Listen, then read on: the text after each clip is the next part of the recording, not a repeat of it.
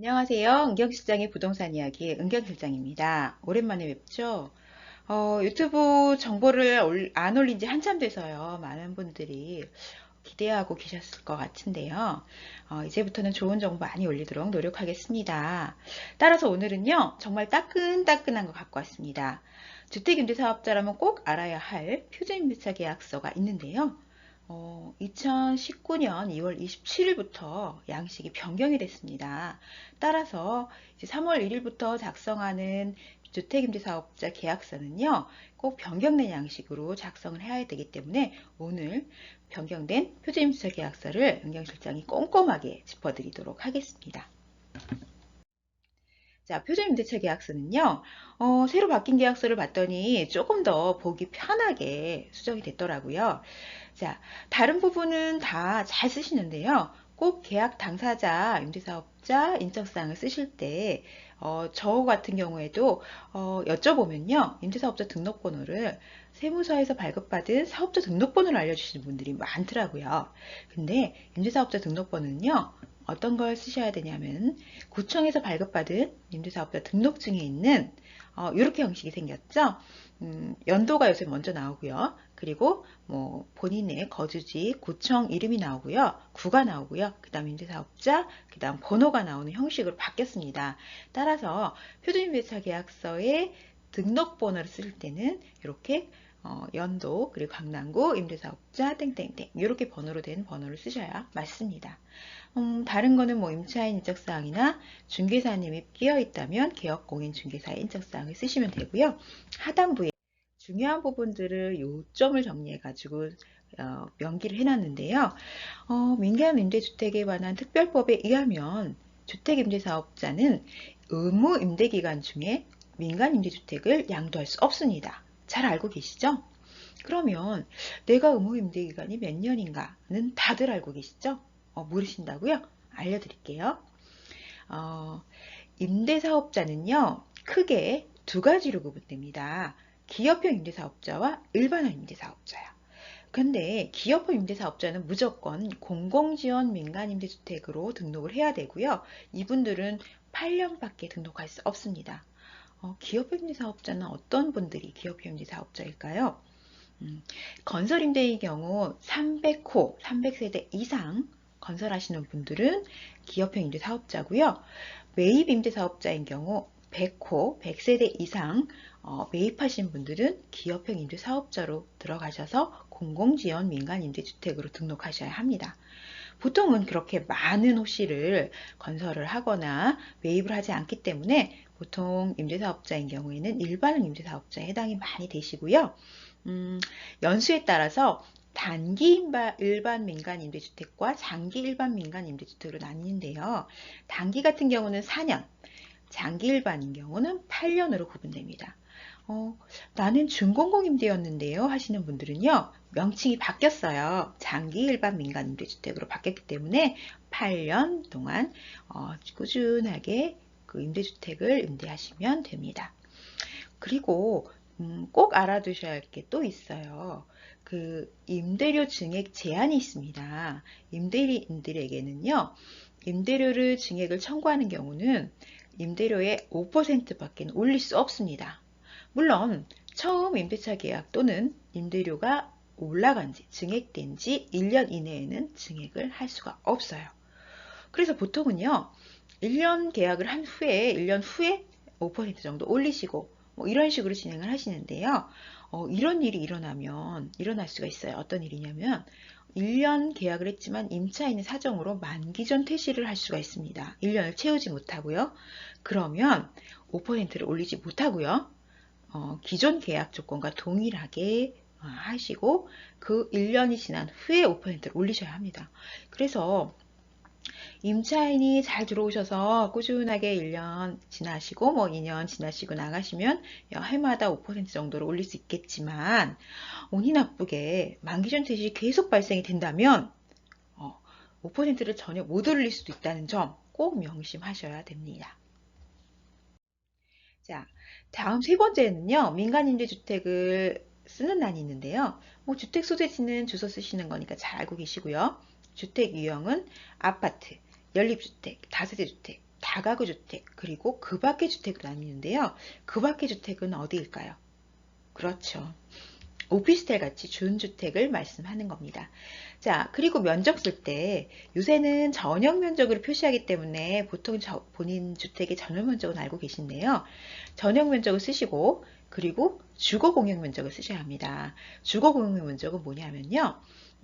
복도, 엘리베이터, 뭐 계단 이런 것들이 주거 공용 면적에 들어갑니다. 이 두 개를 합치면 보통은 공급 면적이라고 하는데요. 이 공급 면적과 그 외의 면적, 기타 공용 면적을 합치면 바로 이 합계가 돼서 보통을 계약 면적이라고 하는 면적이 나옵니다. 따라서 주거 전용 면적, 주거 공용 면적, 그 밖의 공용 면적, 그리고 그거를 다 합친 것이 이 합계란이 맞으면 잘 쓰신 겁니다.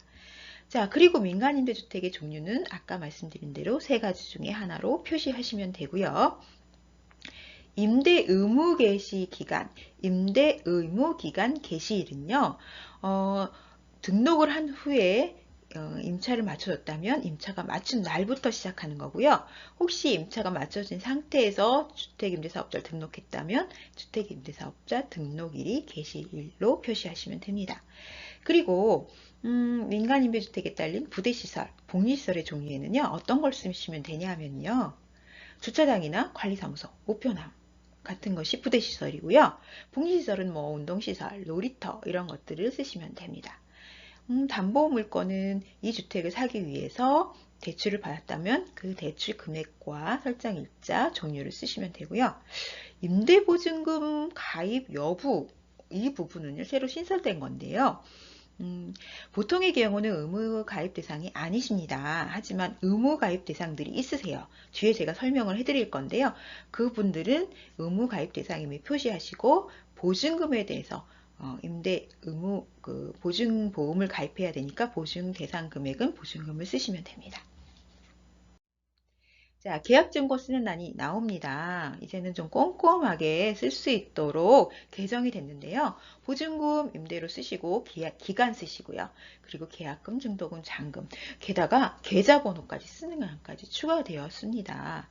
자, 이 계약조건란의 밑에 사항과 사항을 보면요.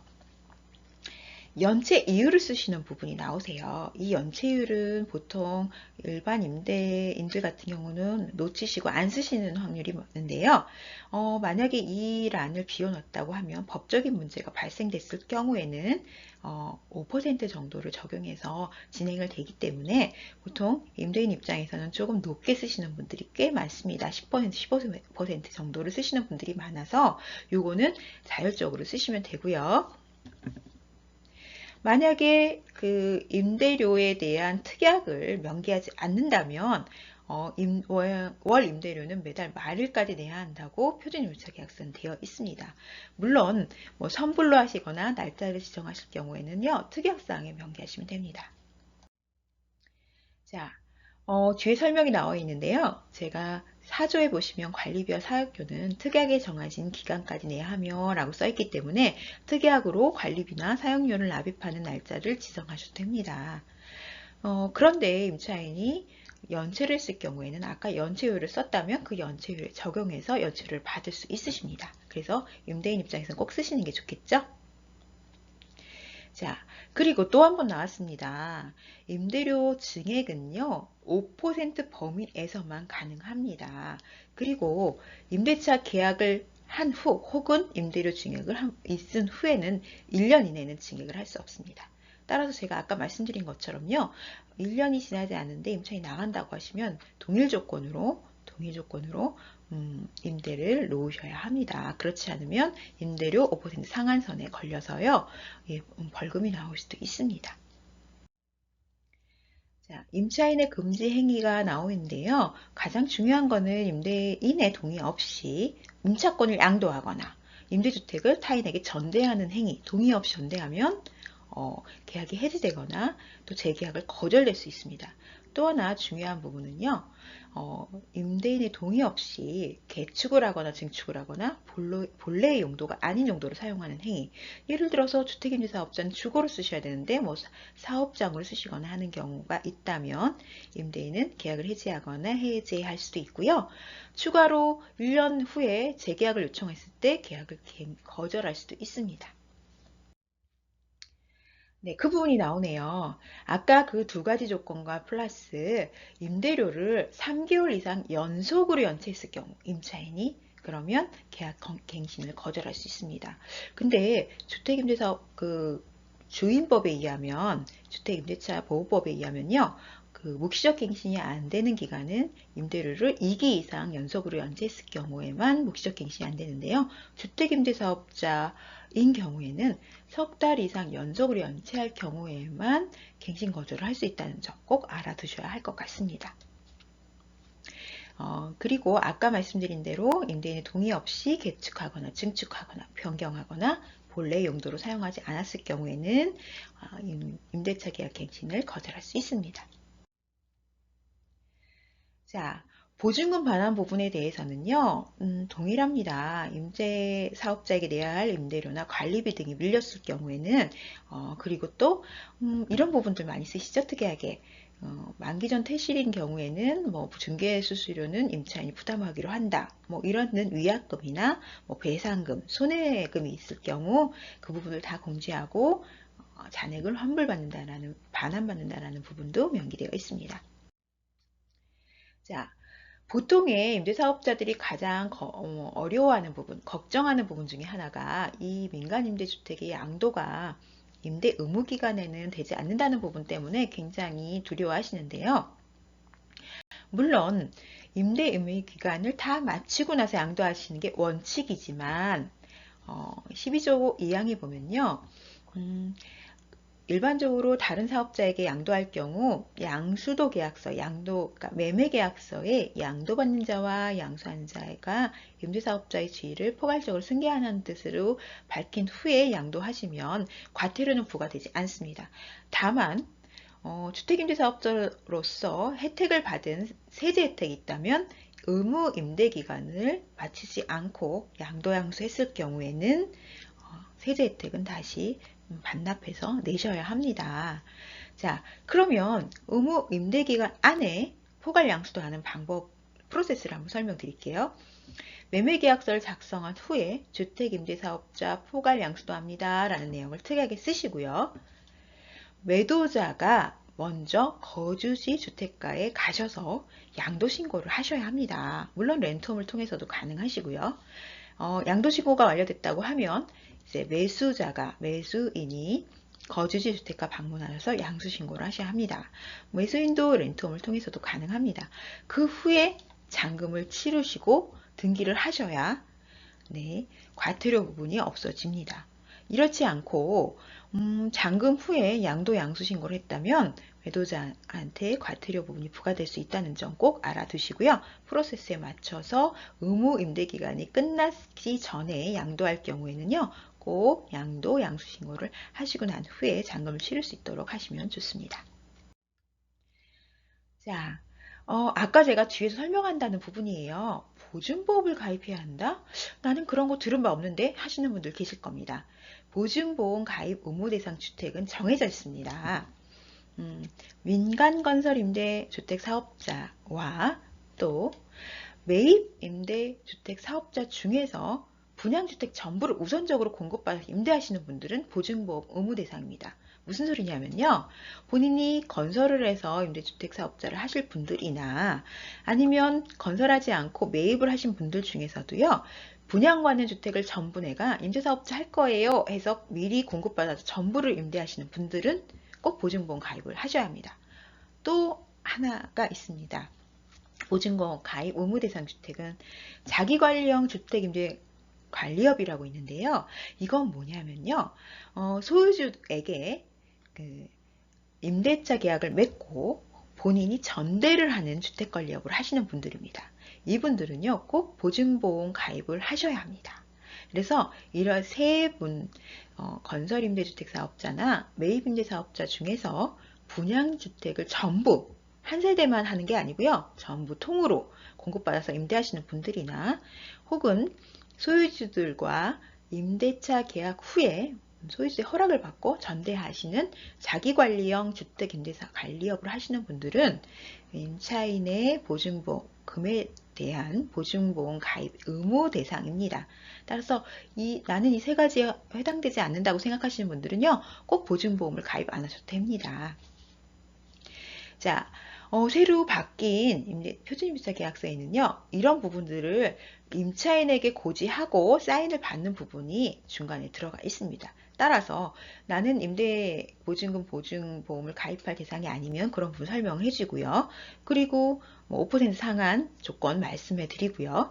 그리고 임차인 조건이나 임차인이 해야 할 의무사항 또 권리 부분을 설명하고 이에 대한 설명을 듣고 이해했다는 사인을 받는 부분이 꼭 다시 들어가 있습니다. 그래서 이거는 빠지지 않게 꼭 쓸 수 있도록 해주시면 됩니다. 자, 마지막 부분인데 여기에서는 소송 부분 이런 부분이 있는데요. 혹시 중개 대상 확인 설명서를 작성해야 하는 개업 공인중개사는요, 중개 대상물 확인 설명서도 수정사항이 있습니다. 이게 민간임대주택인지, 단기인지, 장기인지, 공공지원임대주택인지 표시하는 부분이 생겼기 때문에 꼭 그 부분 명심하게 표시를 하고, 그리고 중개대상 확인 설명서 작성해야 한다는 것 꼭 잊지 않으시기 바랍니다. 자, 그리고 아까 제가 말씀드린 것처럼요, 여러 가지 조건들은 임대인과 임차인의 특약으로 정형할 수 있기 때문에 특약 내용은 약관 규제에 관한 법률에 위반되는 내용이 아닌 다음에는 특약을 사항을 정할 수 있습니다. 물론 상승 5% 조건을 별도로 특약으로 6개월마다 5% 올릴 수 있다. 이런 거는 특약 조건 하시면 안 되겠죠. 자, 그리고 임차인들이 월세를 소득공제 받을 수 있다는 내용도 명기되어 있습니다. 소득공제 받을 수 있는 임차인은요, 근로소득이 있는 거주자들에게는 그 월 임대료에 대한 소득공제를 신청하면 받을 수 있다는 점 나와 있습니다. 자, 오늘은요, 주택임대사업자라면 꼭 알아야 할 표준임대차 계약서 작성하는 방법에 대해 설명드렸는데요. 2019년 2월 27일 날 양식이 변경됐다고 말씀드렸습니다. 그래서 기존 양식으로 작성하시면 안 되고요. 이제부터 변경된 양식으로 표준임대차 계약서 작성해서 임대차 신고 계약일로부터 3개월 이내에 꼭 하셔야 된다는 점 잊지 마시기 바랍니다. 선생님 혹시 묵시적 갱신이 됐을 경우에도 임대차 계약 신고해야 하나요? 라고 질문하시는 분 계실 것 같아서 말씀드리는데요. 묵시적 갱신인 경우에도 임대 조건 신고는 해야 하지만 표준임대차 계약서는 별도로 다시 쓰지 않으셔도 됩니다. 네, 따라서 묵시적 갱신인 경우에는 날짜만 또 동일한 조건으로 동일한 분에게 날짜만 연장됐다는 것을 표시해 주시면 렌트홈 통해서나 구청 주택가 가서 표시해 주시면 됩니다. 자, 제가요, 여러분들, 질문하시는 전화나, 메일이나 쪽지가 많이 옵니다. 근데 제가 일일이 답변을 못 해드려서 불만이 많으신 분들이 많더라고요. 저도 일을 하는 입장에서, 전화를 받다 보면 제 일을 하나도 못해서요. 그 부분은 정말 양해해 주시고요. 주택임대사업자에 관한 문의는 본인 거주주택과에서 문의하시면 가장 잘 말씀해 주실 거고요. 또 세금에 관한 문의는 세무사, 거래하신 세무사나 홈택스 통해서 물어보시면 정답을 말씀해 주실 겁니다. 저는 새로운 내용, 좋은 정보 가지고 자주 만나 뵙도록 노력하도록 하겠습니다. 여러분 감사합니다.